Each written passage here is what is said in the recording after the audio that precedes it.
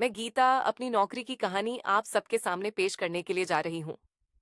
इसमें मैं आपको बताऊंगी कि कैसे अपने बेटे की हवा को शांत करने के लिए मैंने अपनी नौकरी का सहारा लिया। तो चले अब मैं कहानी शुरू करती हूँ। मेरे बेटे का नाम रोहन है और वो 20 साल का है। वह कॉलेज में पढ़ता है और काफी हैंडसम है। उसकी ऊंचाई 5 फुट 8 इंच है और 7 इंच का है। सबसे बड़ी बात, इतनी सी उम्र में वो बहुत हॉर्नी है। ये बात 2 साल पहले की है। मैं सुबह रोहन के कमरे में गई और दरवाजा दस्तक किया, लेकिन हमने दरवाजा नहीं खोला। मैंने काफी बार दस्तक किया और इंतजार भी लगी, लेकिन फिर भी रोहन दरवाजा नहीं खोला। ये देखकर मैं डर गया। फिर मैं जल्दी से अपने कमरे में गया और हमारे कमरे की चाबी का दरवाजा खोला। मैंने देखा कि वो बेड पर सोया हुआ था। जब मैंने चेक किया तो वो सोया नहीं, बेहोश था। ये देखकर मैं डर गया। मैंने हल्दी से अपनी डॉक्टर सहेली को फोन किया और घर बुलाया। कुछ देर में वो आ गई और हमने रोहन का चेकअप किया। फिर उसे रोहन को इंजेक्शन दिया और कुछ दवाई पसंद कर दी।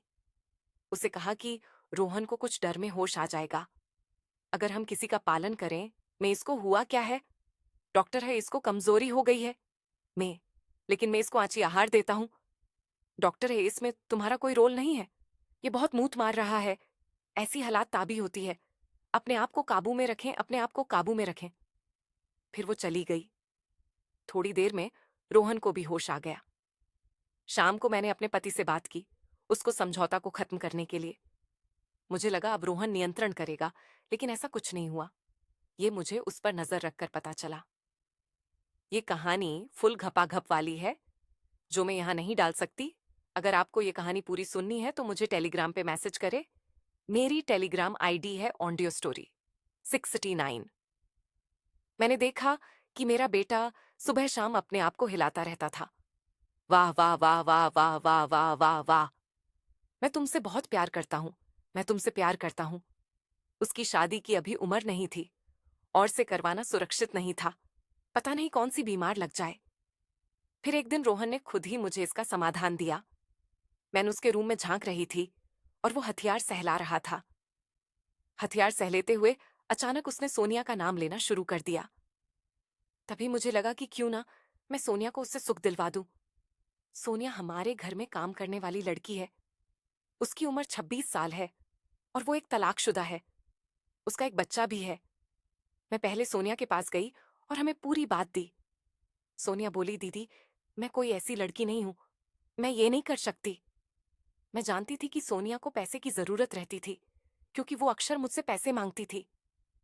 मैंने उसको बोला, मैं देख सोनिया, तुमसे कोई फर्क नहीं पड़ेगा और साथ में तुझे भी तो मजा आएगा।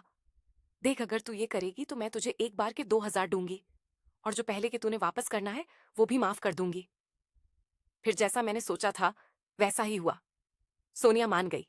वह ब्लैक कुर्ता और व्हाइट लेगिंग्स पहले कर आई। उसमें उसका शेर उभार कर दिख रहा था। सोनिया का रंग थोड़ा सांवला था, लेकिन फिगर मस्त था। मैंने उसे रोहन के कमरे में भेज दिया जब वो कॉलेज से आने वाला था। फिर मैं खुद हॉल में जा रहा हूं, रोहन की प्रतीक्षा करें।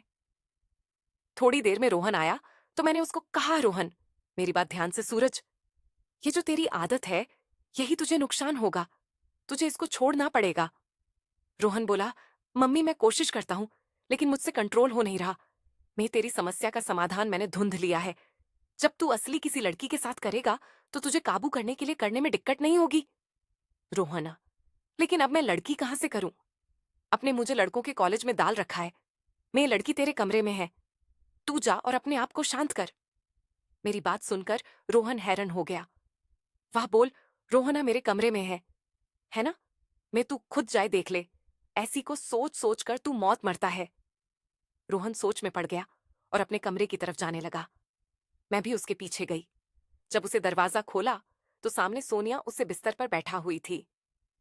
फिर रोहन ने पीछे मेरी तरफ देखा और मुस्कान करते हुए बोले, रोहना, धन्यवाद माँ।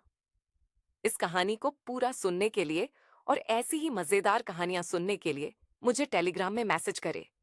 मेरी टेलीग्राम आईडी है ऑडियो स्टोरी 69।